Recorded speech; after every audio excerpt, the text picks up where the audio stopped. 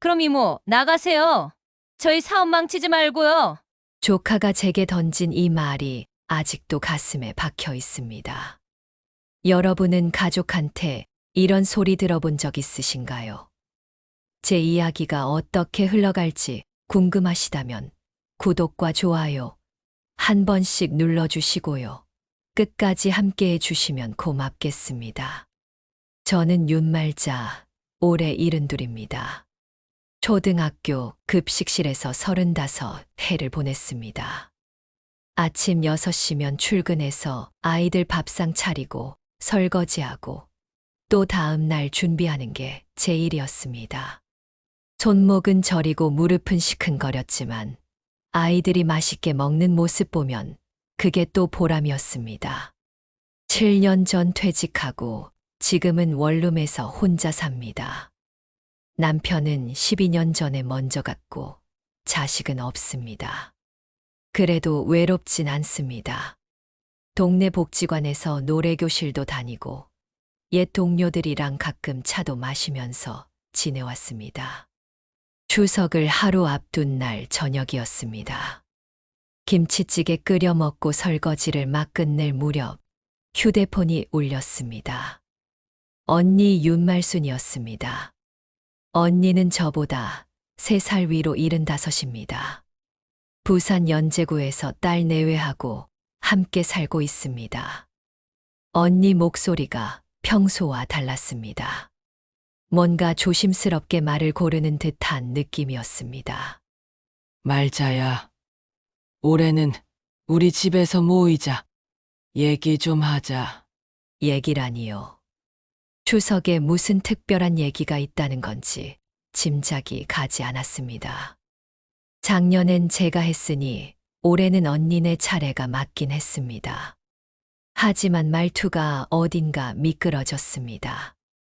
마치 뭔가를 숨기고 있는 것 같았습니다. 전화를 끊고 나니 가슴 한구석이 답답했습니다. 뭔가 심상찮다는 느낌이 들었습니다. 저는 원래 육감이 있는 편입니다.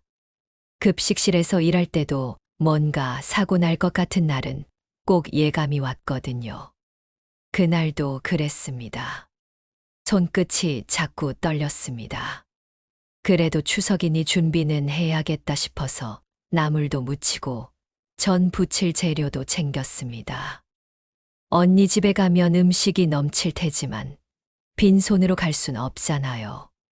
혼자 사는 늙은이가 뭘 그렇게 챙기냐고요. 그래도 도리는 지켜야지요. 추석 전날 저녁 짐을 싸다가 부엌 서랍을 정리하게 됐습니다. 국자하고 뒤집개를 챙기려고 아래 칸을 열었는데 먼지 앉은 봉투 하나가 손에 걸렸습니다. 뭔가 했더니 오래된 서류였습니다. 겉봉투에 전통시장 현대화 2단계 우선 분양권 확인서라고 적혀 있었습니다. 날짜를 보니 2003년이더군요. 벌써 22년 전입니다. 이게 뭐였냐면요. 제가 급식실 다닐 때 동네 전통시장에서 좌판 하나 하면서 반찬 장사를 했었습니다. 그때 상인회에서 시장 현대화 사업한다고 해서 조합원들이 소액으로 참여했던 겁니다. 당시 100만 원 정도 냈던 것 같습니다. 워낙 오래전 일이라 까맣게 잊고 있었습니다. 나중에 사업이 어떻게 됐는지 연락도 없어서 그냥 흐지부지 된 줄 알았습니다. 서류를 보니 회의록 사본도 같이 끼워져 있었습니다. 도장 찍힌 제 이름이 선명했습니다. 우선 분양권이라는 말이 눈에 들어왔는데 그게 정확히 뭔지는 잘 몰랐습니다. 그냥 옛날 일 하나 더 떠올렸구나 싶어서 봉투를 다시 덮으려다가 왠지 마음에 걸려서 가방 옆 주머니에 넣어뒀습니다. 나중에 상인회에 한번 물어나 봐야겠다 싶었습니다. 짐을 다 싸고 나니 밤 10시가 넘었습니다.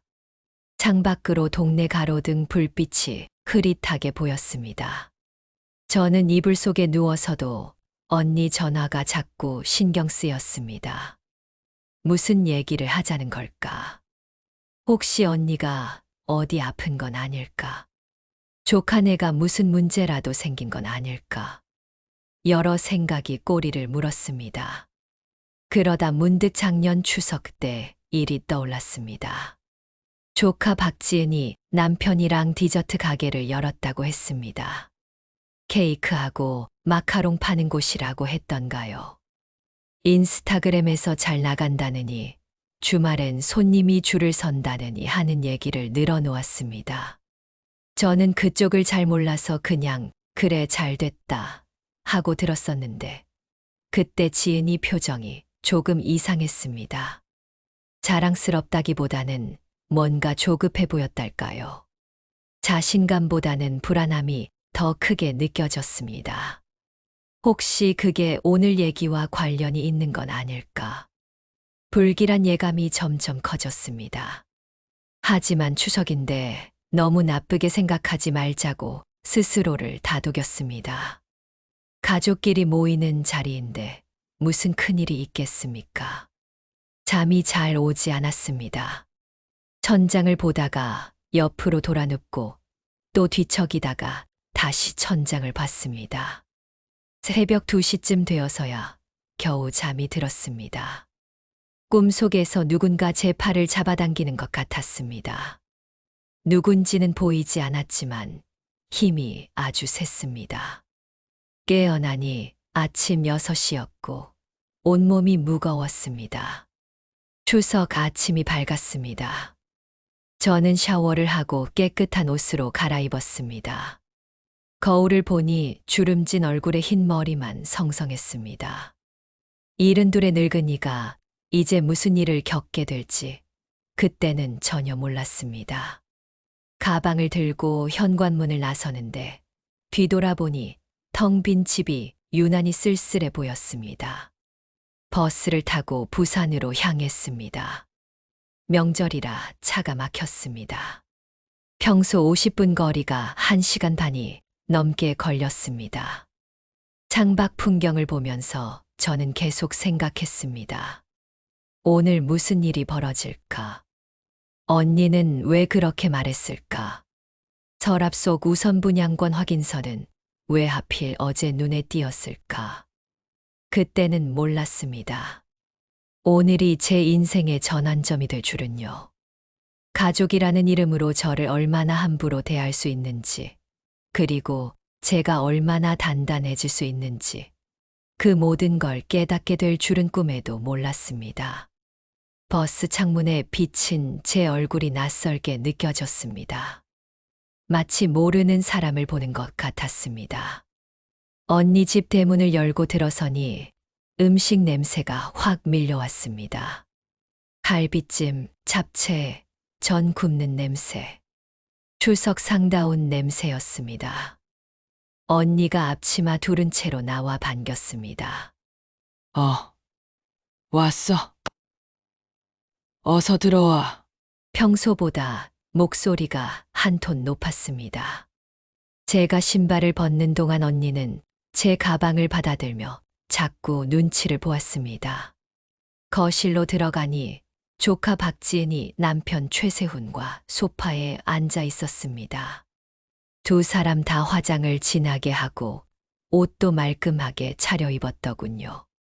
지은이가 일어나 인사를 했습니다. 이모, 새해 복 많이 받으세요. 말은 그렇게 했지만 눈빛이 어딘가 분주했습니다. 마치 뭔가를 기다리는 사람처럼요.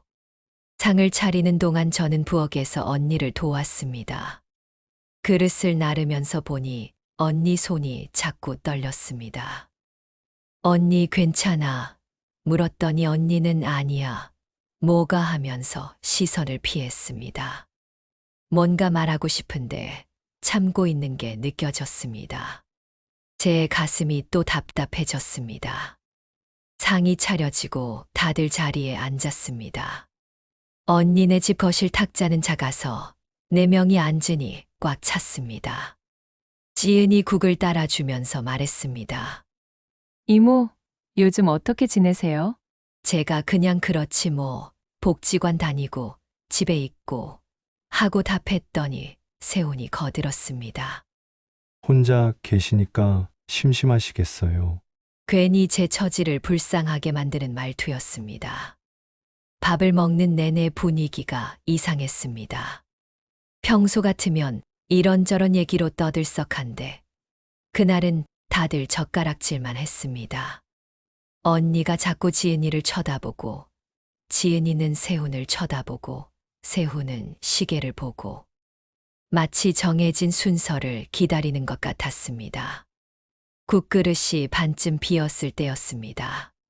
지은이 갑자기 가방에서 종이 하나를 꺼냈습니다. 접힌 A사 용지였습니다. 이모, 저희가 요즘 가게 때문에 좀 힘들어서요. 시작이 그랬습니다. 세훈이 말을 이었습니다. 디저트 가게 하잖아요. 처음엔 잘 됐는데 요즘 경기가 안 좋아서 손님이 줄었어요. 지은이 종이를 펼쳤습니다. 숫자들이 빼곡했습니다. 임차 보증금이랑 권리금이 조금 모자라서요.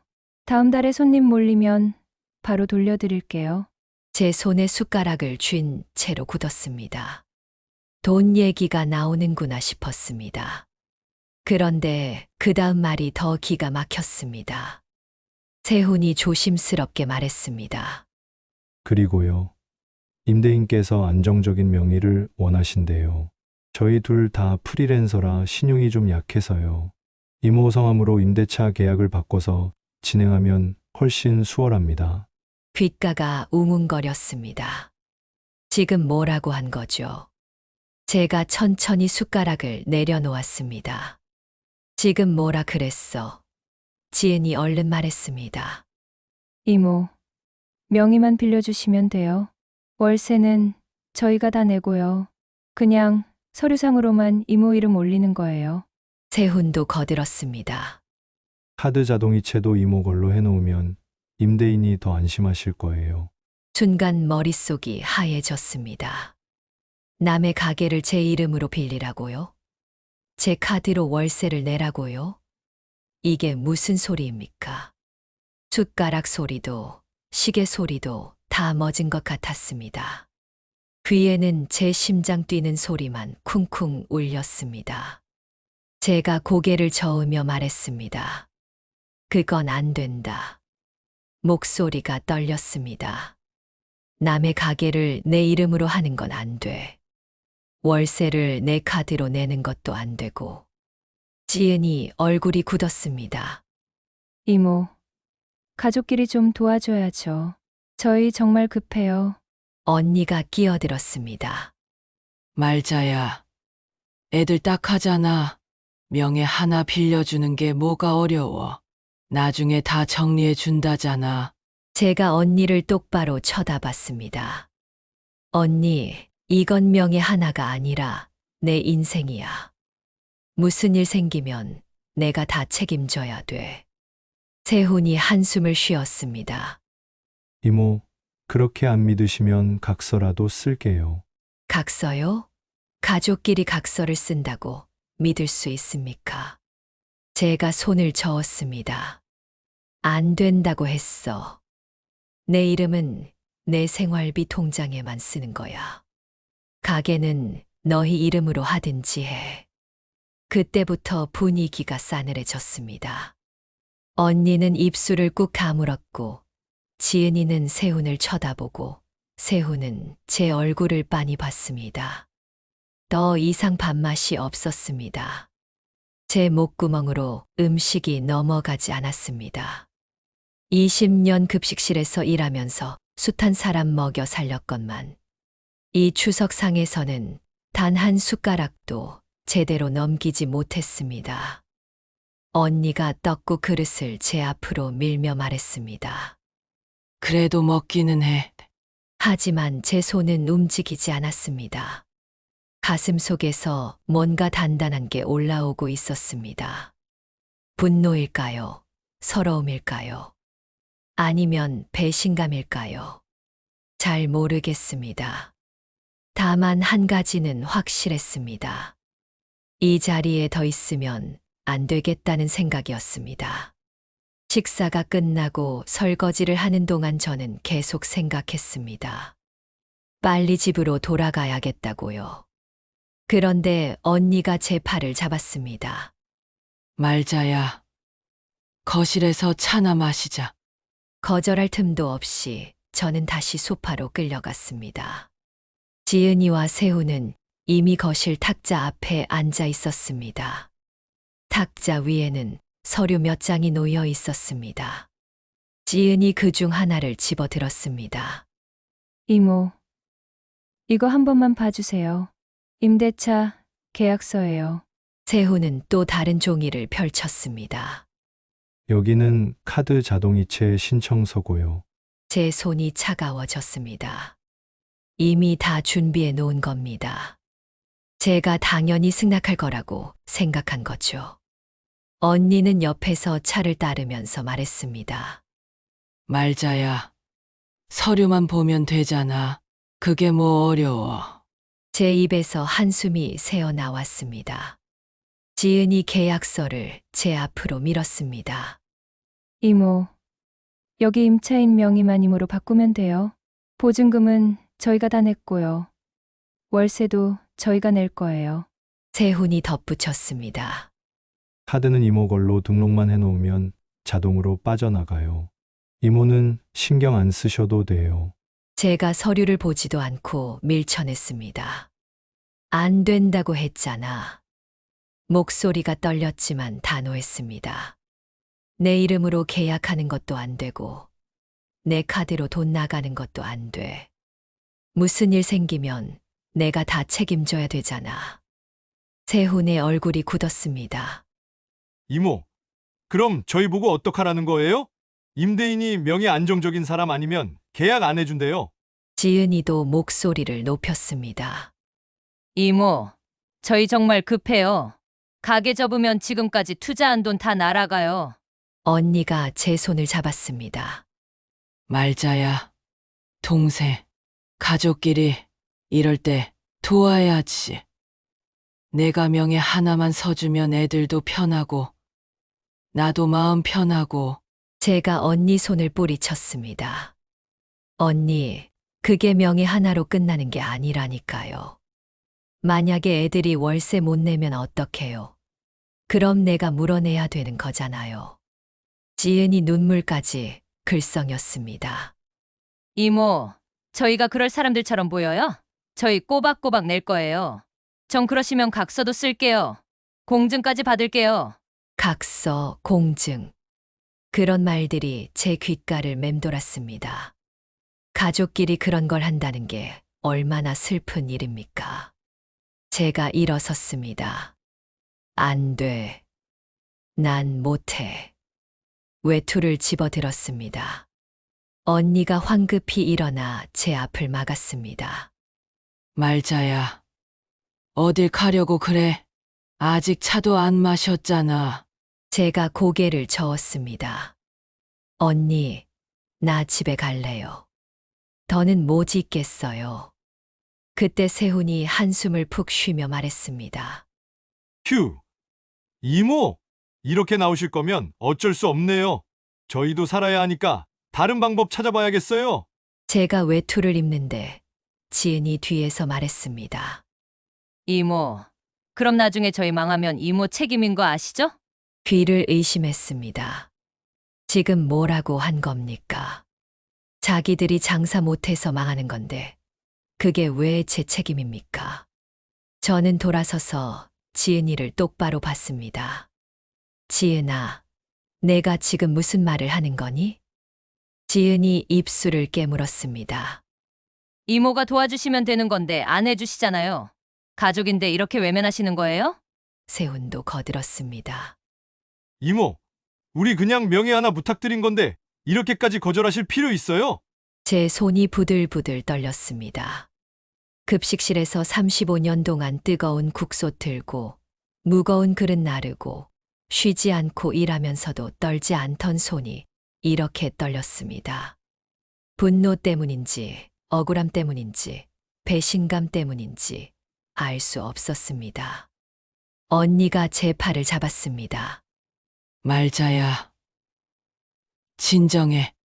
애들도 급하니까. 그런 거야. 우리 다시 앉아서 얘기하자. 제가 언니 손을 떼어냈습니다. 언니, 난 못해요. 이건 아니에요. 현관으로 걸어가는데 뒤에서 지은이 목소리가 들렸습니다. 그럼 이모, 나가세요. 저희 사업 망치지 말고요. 세상이 멈춘 것 같았습니다. 심장이 쿵 내려앉는 게 느껴졌습니다. 조카가 제가 어릴 때부터 봐온 그 아이가 제게 나가라고 했습니다. 추석에 가족 모임에서 저더러 나가라고 한 겁니다. 뒤돌아보니 지은이 얼굴이 붉어져 있었습니다. 세훈은 지은의 어깨를 잡고 있었고 언니는 그저 입만 벌린 채 서 있었습니다. 아무도 지은이를 말리지 않았습니다. 아무도 그건 너무한 말이다라고 하지 않았습니다. 제가 신발을 신었습니다.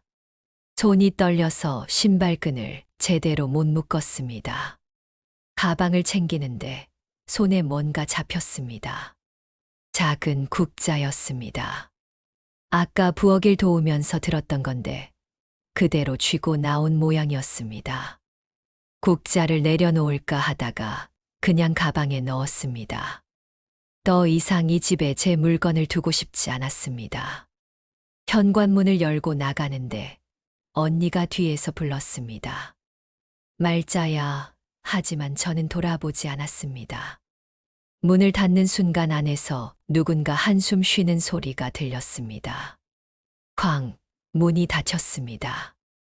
계단을 내려가는데 다리에 힘이 없었습니다. 난간을 잡고 한 계단 한 계단 내려갔습니다. 1층까지 내려오는데 얼마나 걸렸는지 모르겠습니다. 밖으로 나오니 찬바람이 뺨을 때렸습니다. 손등이 시렸습니다. 하지만 가슴속은 더 차갑고 아팠습니다. 버스 정류장까지 걸어가면서 제 손을 봤습니다.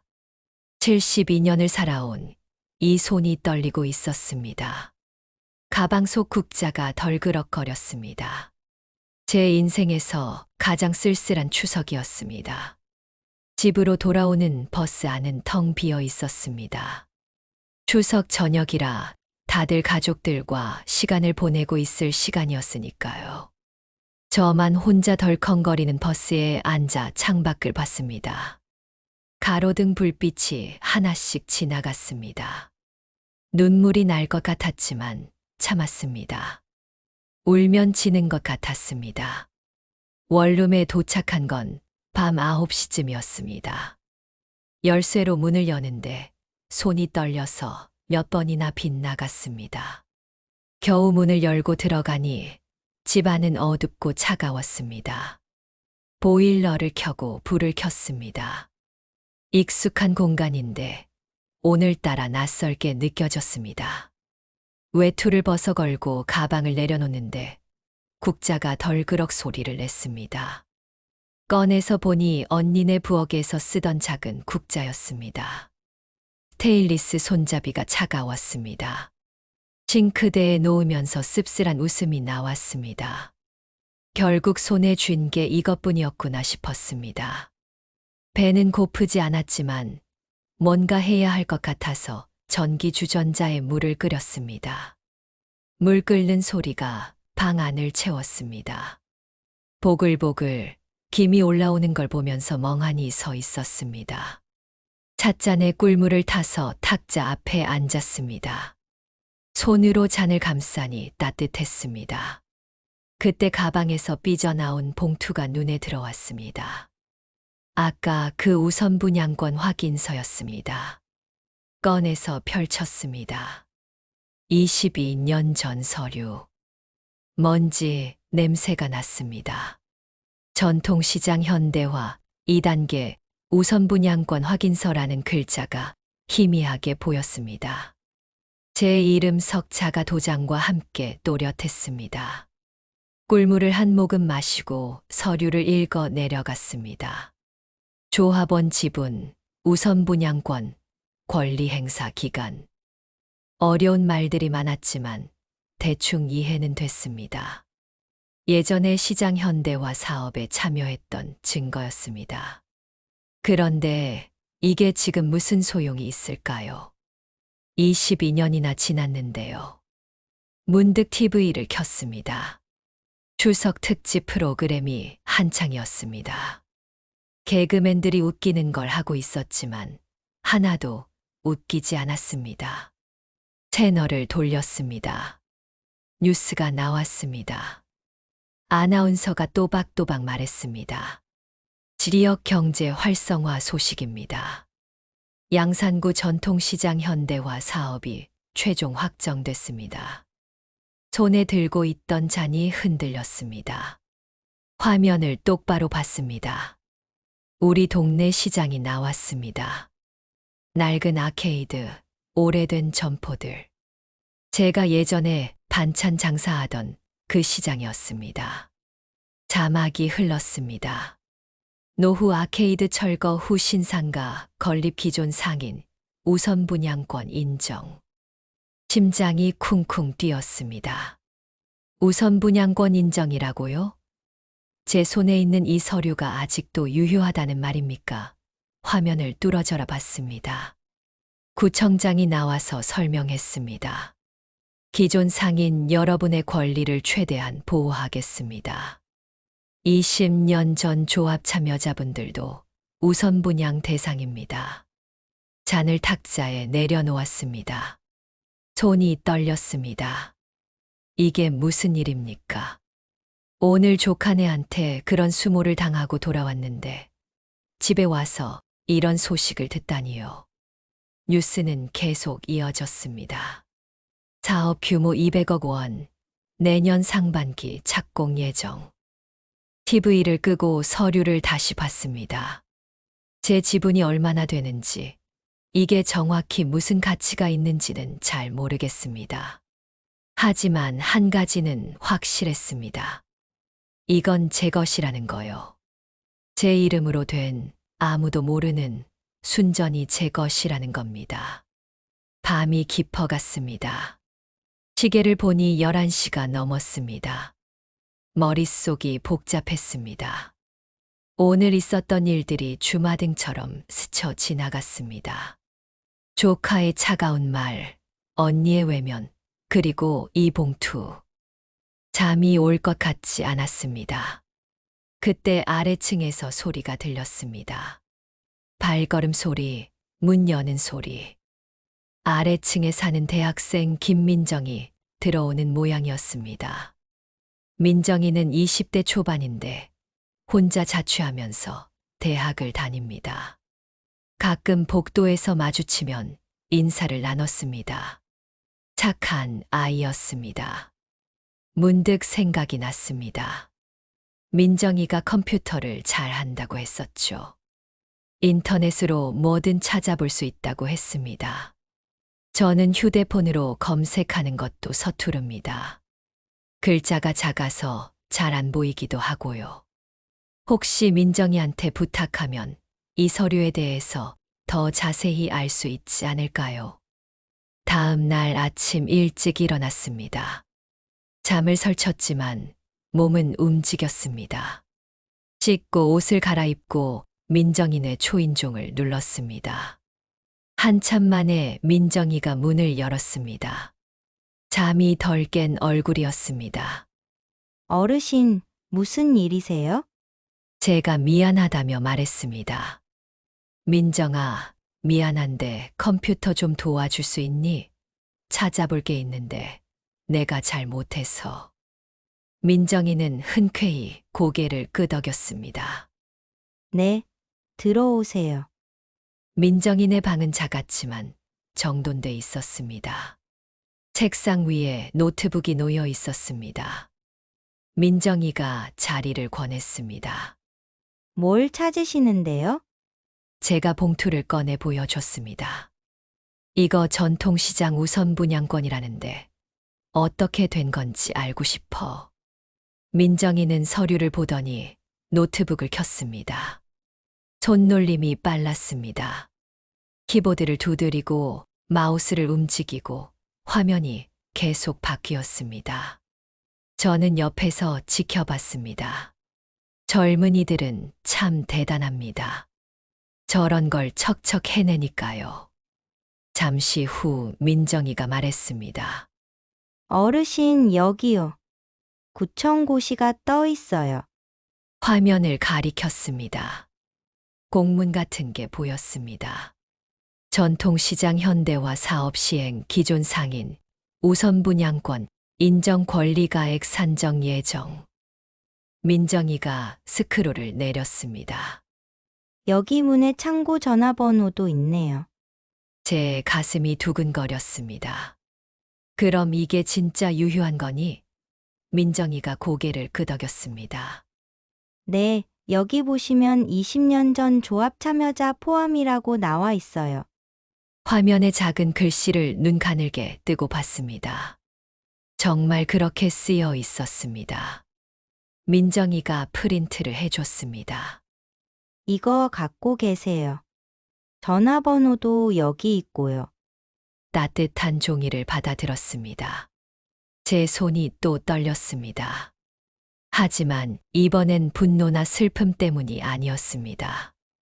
뭔가 새로운 가능성 때문이었습니다. 민정이네를 나와 제 방으로 돌아왔습니다. 프린트된 종이를 탁자 위에 펼쳐놓고 한참을 봤습니다.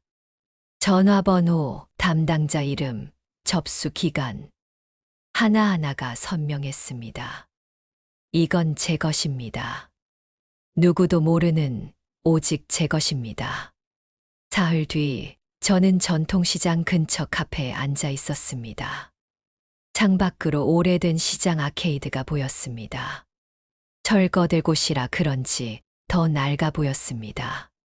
22년 전 저 골목 한 구석에서 반찬 장사를 했었습니다. 김치, 멸치볶음, 콩자반 같은 걸 팔았죠. 새벽같이 일어나 준비하고 하루 종일 서서 손님 받고 밤에 정리하고 그때가 떠올랐습니다. 약속 시간 5분 전이었습니다. 민정이가 찾아준 번호로 전화했을 때 상인회 쪽에서 관련 직원을 소개해 줬습니다. 정혜라라는 사람이었습니다. 45살쯤 되는 여자분이라고 했습니다. 상권 개발 일을 오래 했다고 하더군요. 카페 문이 열리고 정장 차림의 여자가 들어왔습니다. 단발머리에 안경을 쓴 모습이 깔끔했습니다. 주위를 둘러보다 저와 눈이 마주쳤습니다. 윤말자 어르신이세요?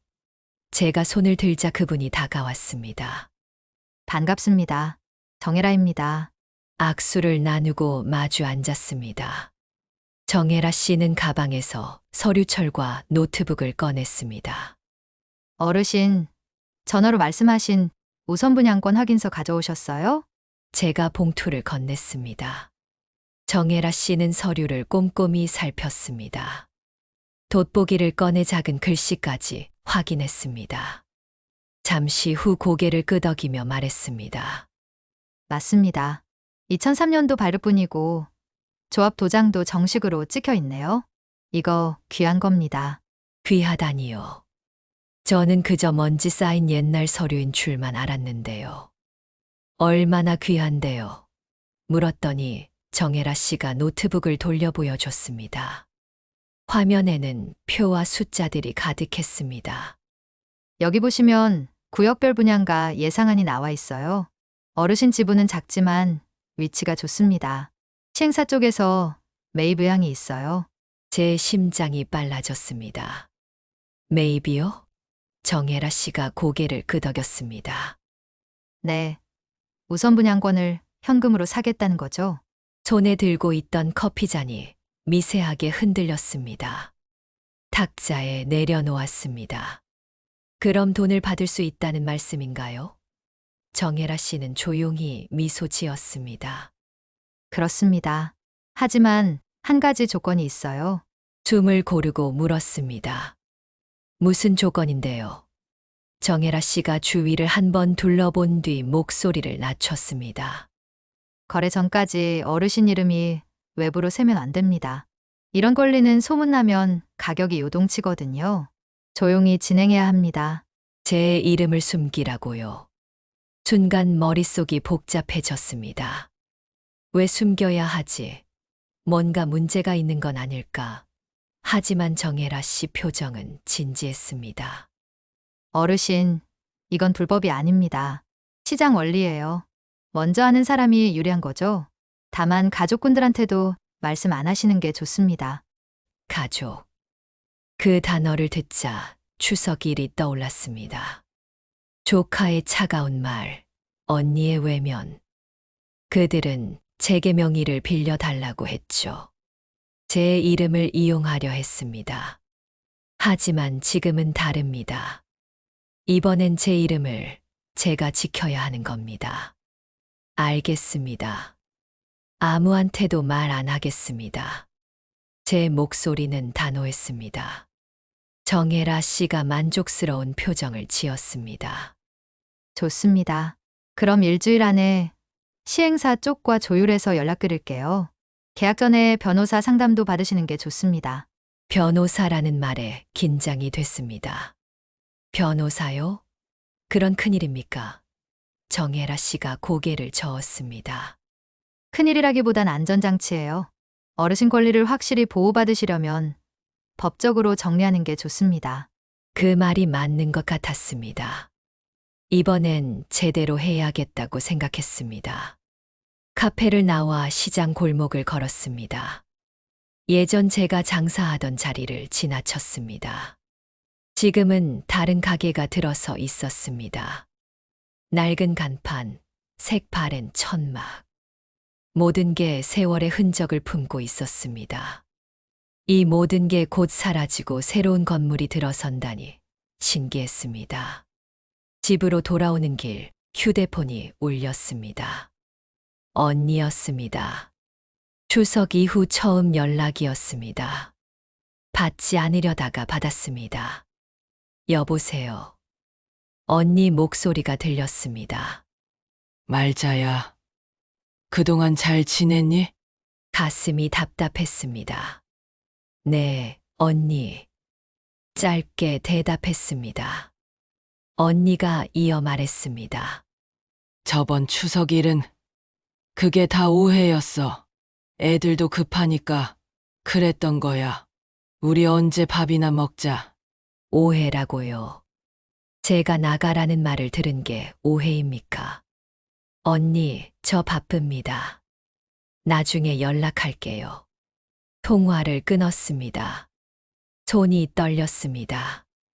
분노보다는 허탈함이 컸습니다. 집에 들어와 소파에 주저앉았습니다.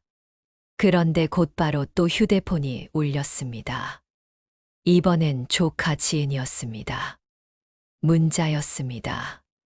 과일 상자 사진과 함께 메시지가 왔습니다. 이모, 이번 주에 잠깐 시간 돼요? 할 얘기가 있어서요. 할 얘기요. 또 무슨 부탁을 하려는 걸까요? 답장하지 않았습니다. 대신 휴대폰 설정을 열어서 통화 녹음 기능을 켰습니다. 민정이가 가르쳐준 방법이었습니다. 어르신, 요즘은 말 한마디가 증거가 될 수 있어요. 녹음해 두세요. 민정이의 조언이 떠올랐습니다. 저녁을 먹고 창밖을 봤습니다.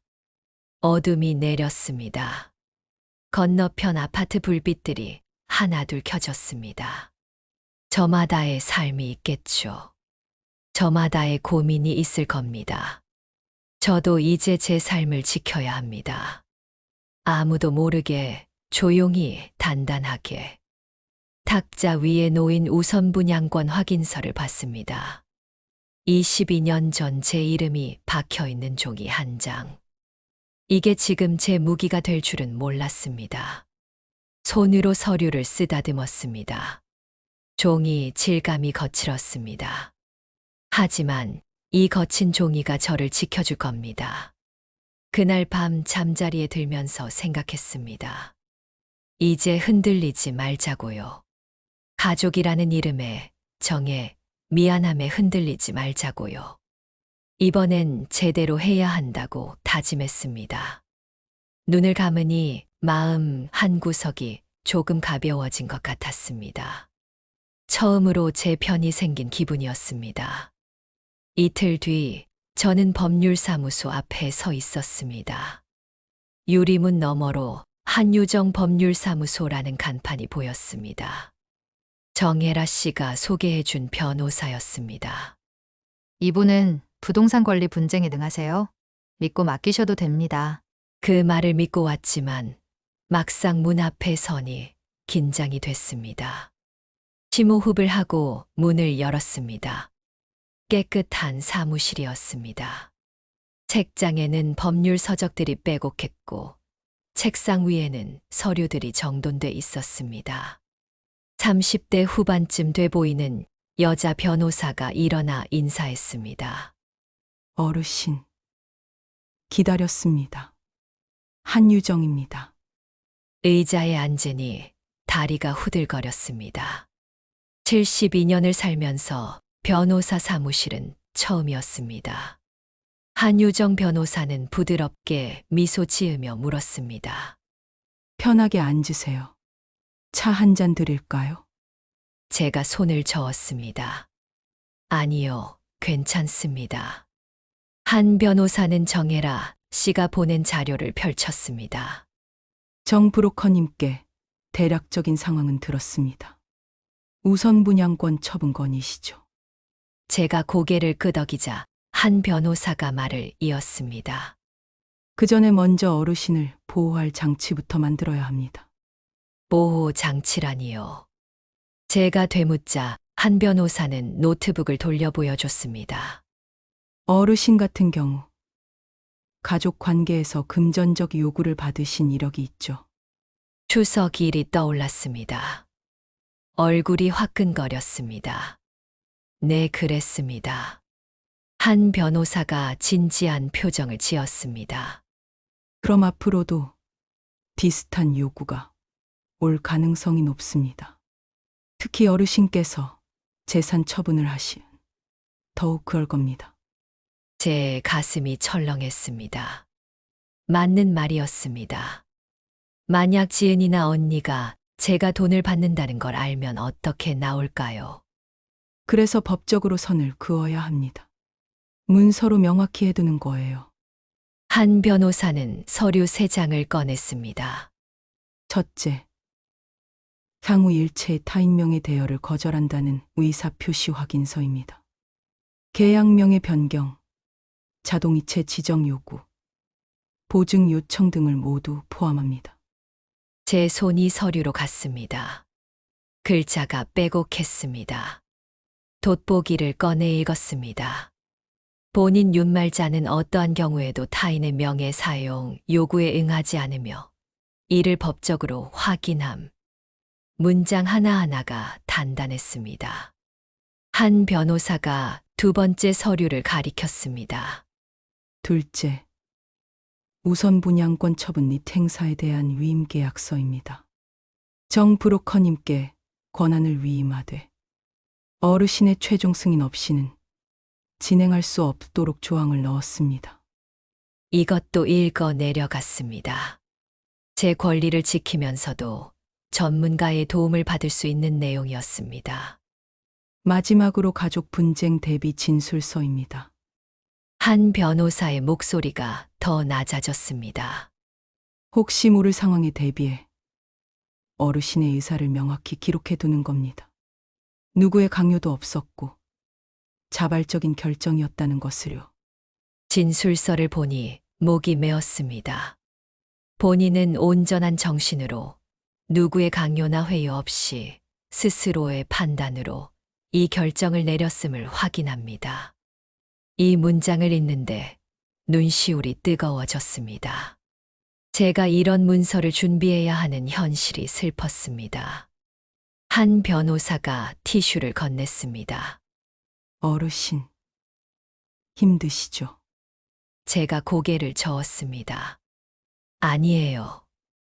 이제 괜찮습니다. 눈물을 닦고 다시 서류를 봤습니다. 한 변호사는 천천히 또박또박 모든 조항을 설명했습니다. 어려운 법률 용어도 쉽게 풀어서 말해줬습니다. 어르신, 이해 안 되시는 부분 있으세요? 한 변호사가 물었습니다. 제가 한 가지 물었습니다. 이 서류들이 정말 저를 지켜줄 수 있나요? 한 변호사는 제 눈을 똑바로 보며 말했습니다. 법은 완벽하지 않습니다. 하지만 어르신의 의사를 명확히 남겨두면 누구도 함부로 할 수 없습니다.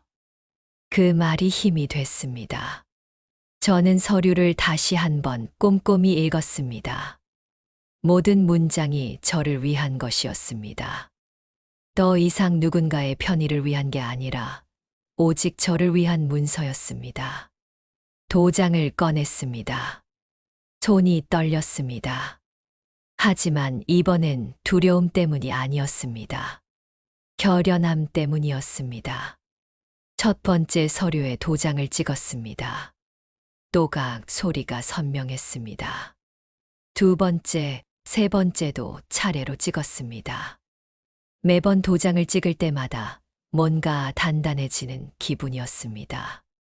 한 변호사가 서류들을 정리하며 말했습니다. 이제 공증을 받으러 가야 합니다. 제가 동행하겠습니다.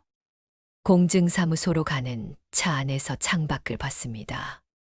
거리에 사람들이 분주하게 걸어갔습니다. 저마다 자기 삶을 살고 있었습니다. 저도 이제 제 삶을 살아야겠다고 생각했습니다. 공증사무소는 법원 근처에 있었습니다. 들어가니 대기하는 사람들이 몇 명 있었습니다. 번호표를 뽑고 기다렸습니다. 옆에 앉은 한 변호사가 말했습니다. 조금만 기다리시면 됩니다. 제 차례가 되어 공증인 앞에 앉았습니다. 공증인은 나이 든 남자였습니다. 60 후반쯤 돼 보였습니다. 서류를 검토하더니 저를 봤습니다. 본인 윤말자 씨 맞으십니까? 네, 맞습니다. 이 서류의 내용을 모두 이해하셨습니까? 네, 이해했습니다. 누구의 강요도 없이 자발적으로 하시는 겁니까? 네, 그렇습니다. 공증인이 도장을 찍었습니다. 쿵, 무거운 소리가 났습니다. 그 순간 뭔가 마무리되는 느낌이었습니다. 공증된 서류를 받아들었습니다. 손에 묵직했습니다. 이제 이 서류는 법적 효력이 있습니다. 제 의사가 명확히 기록됐습니다. 공증사무소를 나오는데 휴대폰이 울렸습니다. 언니였습니다. 또 전화가 온 겁니다. 한 변호사가 제 표정을 보더니 물었습니다. 받으실 건가요? 제가 고개를 저었습니다. 아니요, 받지 않겠습니다. 대신 문자만 보냈습니다. 짧게, 명확하게. 언니, 내 이름은 내 삶을 위해 쓸게. 전송 버튼을 눌렀습니다. 메시지가 날아갔습니다. 곧 답장이 올 것 같았지만 휴대폰을 가방에 넣었습니다. 더 이상 확인하고 싶지 않았습니다. 한 변호사가 말했습니다. 어르신, 잘하셨습니다. 이제 첫 단추를 꿰는 겁니다. 제가 미소 지었습니다. 고맙습니다, 변호사님. 하늘을 올려다봤습니다. 구름 사이로 햇살이 비쳤습니다. 따뜻했습니다. 오랜만에 느끼는 온기였습니다. 일주일 후 정혜라 씨에게서 연락이 왔습니다. 어르신, 계약 성사됐습니다.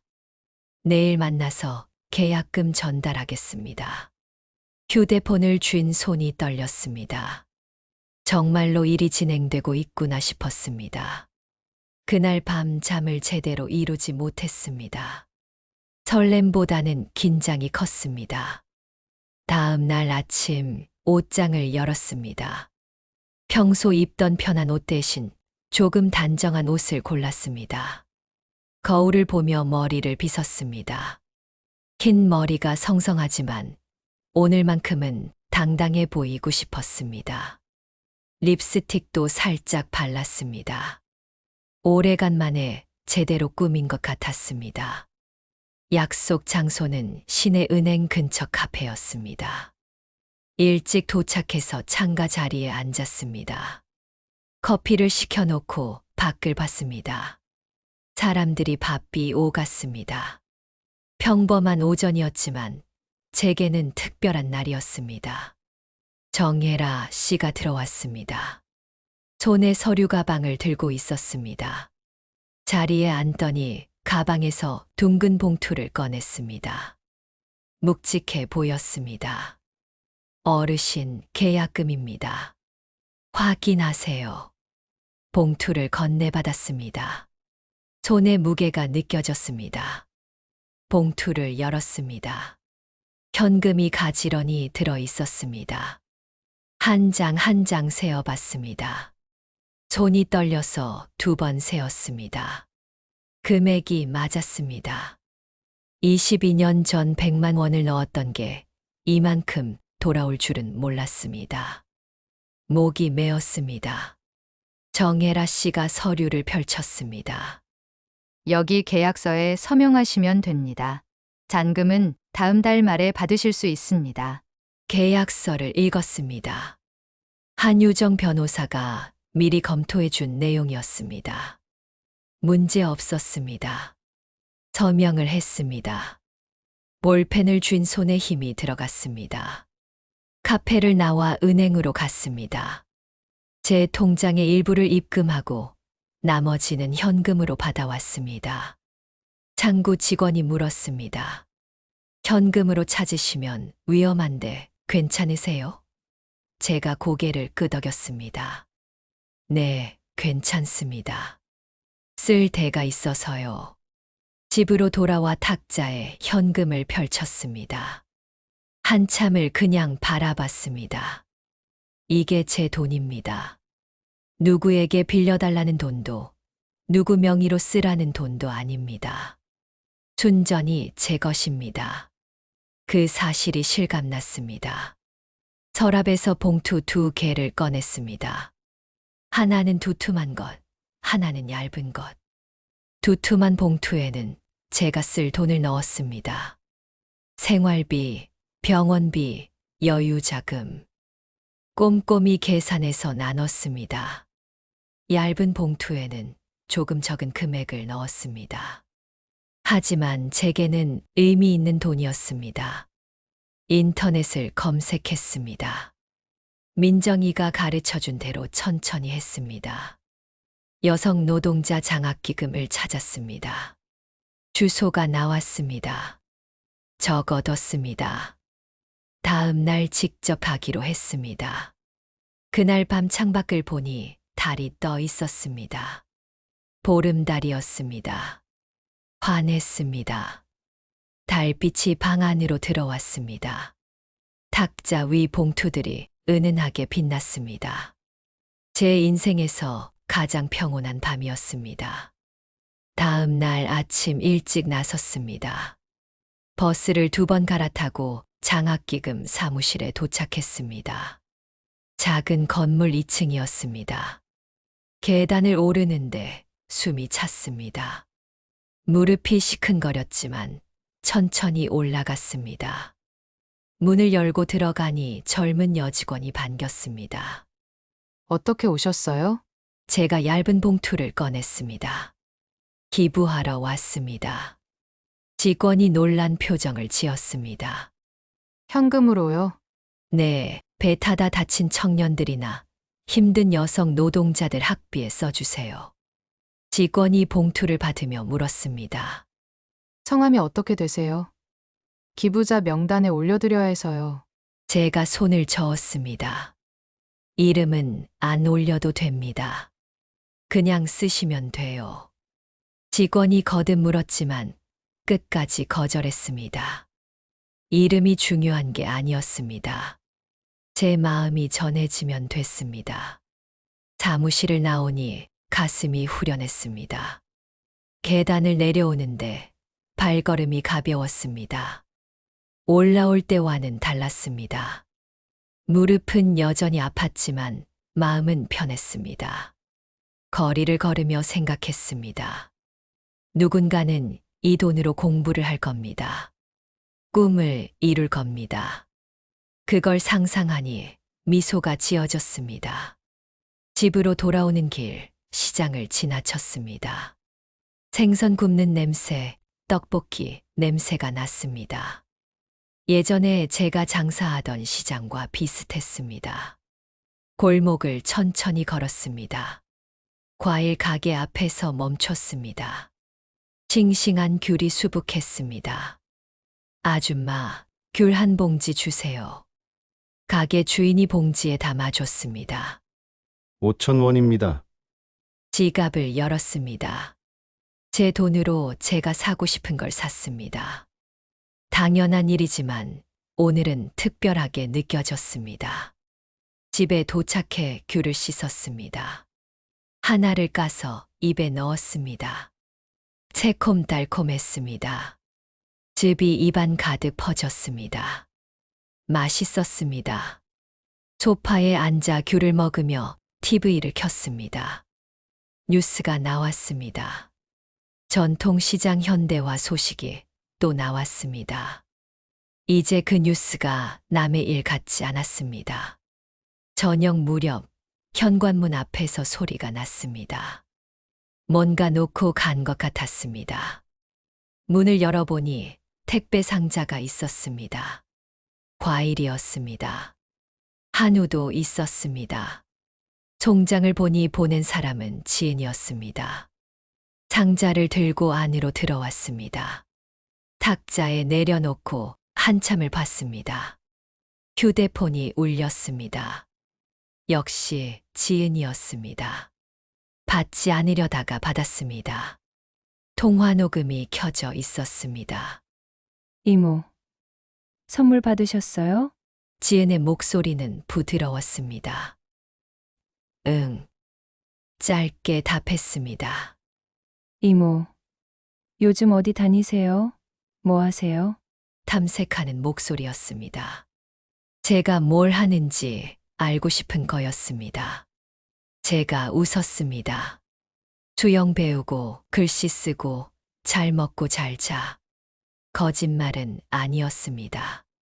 요즘 복지관 수영 기초반 등록을 알아보고 있었으니까요.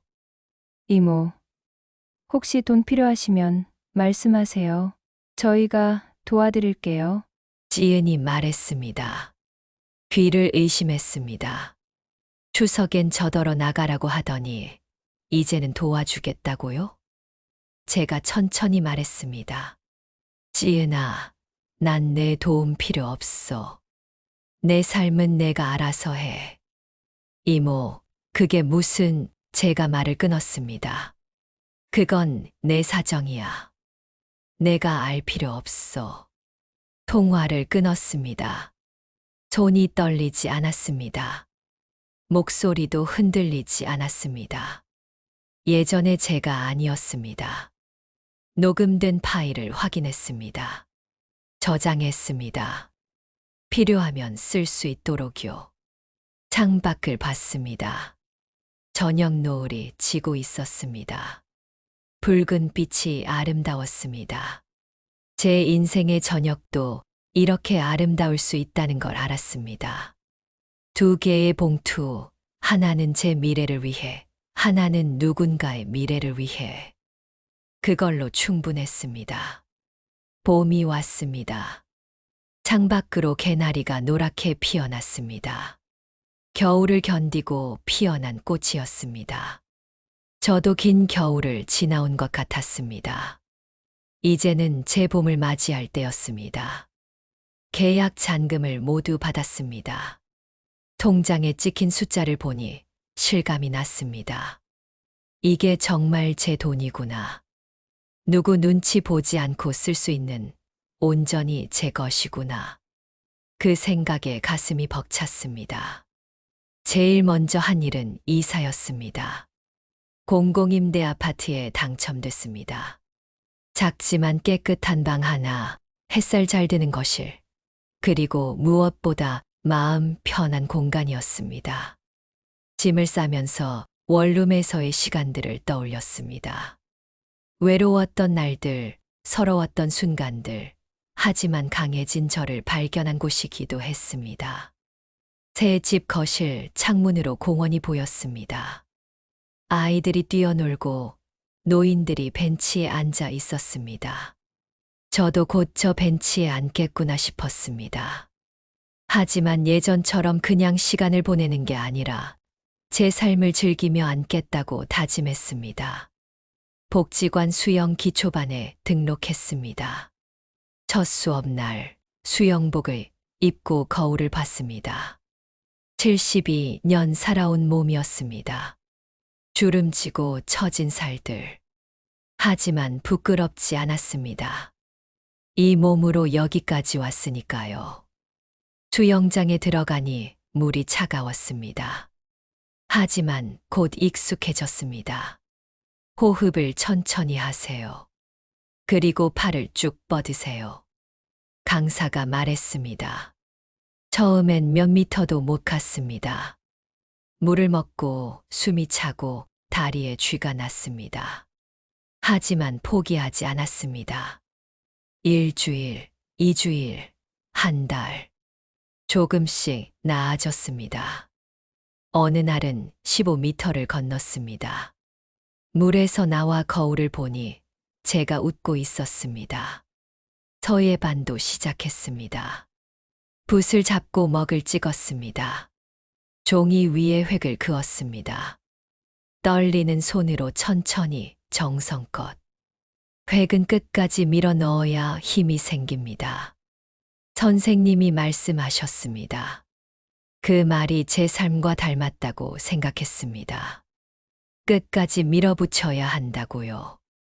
매일 아침 공원을 걸었습니다. 새소리를 들으며 바람을 맞으며 천천히 걸었습니다. 무릎이 아플 때도 있었지만 멈추지 않았습니다. 한 걸음 한 걸음이 제 삶이었으니까요. 어느 봄날 공원 벤치에 앉아 있었습니다. 따뜻한 햇살이 얼굴을 비췄습니다. 그때 누군가 다가왔습니다. 고개를 드니 조카 지은이었습니다. 수척해진 얼굴이었습니다. 눈 밑에 다크서클이 있었습니다. 이모, 지은이 조심스럽게 말을 꺼냈습니다. 그날 정말 죄송했어요. 제가 너무 심했어요. 목소리가 떨렸습니다. 가게는 접었어요. 더 이상 못 버티겠더라고요. 제 옆에 앉았습니다.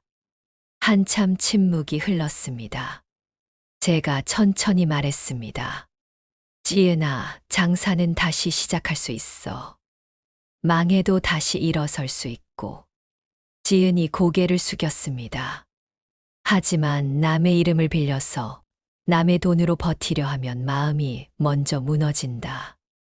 내 힘으로 할 수 있는 만큼만 해야 해. 지은의 눈가가 붉어졌습니다. 이모, 그때 제가 정말 잘못했어요. 이모한테 너무 심한 말을 했어요. 눈물이 뺨을 타고 흘렀습니다. 제 가슴도 아팠습니다. 하지만 흔들리지 않았습니다. 지은아, 내 사과는 받을게. 하지만 우린 이제 선을 지켜야 해. 가족이라고 해서 뭐든 되는 건 아니야. 지은이 고개를 끄덕였습니다. 이모, 이모는 요즘 어떻게 지내세요? 제가 미소 지었습니다. 수영 배우고 글씨 쓰고 매일 산책해. 내 삶을 살고 있어. 지은이 놀란 표정을 지었습니다. 이모가요? 응, 나도 내 삶이 있어. 이제야 알았지만 벤치에서 일어났습니다. 지은아, 너도 내 길을 찾아. 남한테 기대지 말고 내 힘으로. 지은이 일어나 인사했습니다. 이모, 정말 죄송했어요. 그리고 감사해요. 무엇에 대한 감사인지는 묻지 않았습니다. 알 것 같았으니까요. 며칠 뒤 언니에게서 문자가 왔습니다. 말자야, 그래도 우린 가족인데 한참을 그 문자를 들여다봤습니다. 가족. 그 단어가 예전엔 짐처럼 느껴졌었습니다. 하지만 이제는 달랐습니다. 답장을 천천히 썼습니다. 언니, 가족이니까 선이 필요해. 서로 존중하고 서로 배려하면서 난 이제 내 삶을 살 거야. 내 바다를 항해할 거야. 전송 버튼을 눌렀습니다. 마음이 편했습니다. 창밖을 보니 저녁 노을이 지고 있었습니다. 구름이 붉게 물들었습니다. 아름다웠습니다. 72년을 살았지만 이렇게 노을이 아름답다고 느낀 건 처음이었습니다. 여러분, 저는 이 이야기를 들려드리며 말하고 싶습니다. 나이가 들었다고, 혼자라고, 가족에게 짐이 된다고 생각하지 마세요. 우리에게도 지킬 권리가 있습니다. 우리 이름은 우리 것입니다. 우리 삶도 우리 것입니다. 가족이라는 이름으로 여러분을 이용하려는 사람이 있다면 용기 내어 거절하세요. 그게 냉정한 게 아닙니다. 그게 나를 지키는 겁니다. 선을 긋는 게 가족을 버리는 게 아닙니다. 오히려 건강한 관계를 만드는 겁니다. 혹시 지금 비슷한 상황에 계신 분이 있다면 기억하세요. 여러분 서랍 어딘가에도 잊혀진 권리가 있을지 모릅니다. 여러분 안에도 모르던 힘이 있을 겁니다. 늦었다고 생각하지 마세요. 지금이 바로 시작할 때입니다. 저는 이제 제 삶을 삽니다. 수영장에서 물을 가르고 붓으로 힘 있는 획을 긋고 공원을 걸으며 가을을 느낍니다. 누구의 허락도 필요 없습니다. 이게 제 삶이니까요. 밤이 되었습니다. 새 집 창문 너머로 달이 떠올랐습니다. 환한 달빛이 방 안을 비췄습니다. 고요했습니다. 평온했습니다. 혼자였지만 외롭지 않았습니다. 제 곁에 제가 있었으니까요. 서랍을 열어 그 봉투를 꺼냈습니다. 22년 전 우선 분양권 확인서. 이제는 빈 봉투였지만 버리지 않았습니다. 이게 제게 가르쳐 준 게 많았으니까요. 권리를 지키는 법, 선을 긋는 법, 그리고 나를 사랑하는 법. 여러분도 기억하세요. 여러분의 이름은 여러분 것입니다. 여러분의 삶도 여러분 것입니다. 아무도 함부로 할 수 없습니다. 가족이라는 이름으로도, 정의라는 이름으로도, 의리라는 이름으로도. 이제 저는 제 바다를 항해합니다. 파도가 쳐도, 바람이 불어도 제 키를 제가 잡고 갑니다. 여러분도 여러분의 바다를 항해하시길 바랍니다. 두렵겠지만 용기 내세요. 외로워 보여도 당당하세요. 여러분은 충분히 강합니다. 달빛이 더 밝아졌습니다. 저는 창가에 서서 밤하늘을 올려다봤습니다. 별들이 반짝였습니다. 각자의 자리에서 각자의 빛으로. 저도 이제 제 자리에서 제 빛으로 살겠습니다. 여러분, 힘내세요. 우리의 인생은 아직 끝나지 않았습니다. 오히려 지금부터가 진짜 우리 삶입니다. 함께 항해합시다. 각자의 바다를 각자의 방식으로.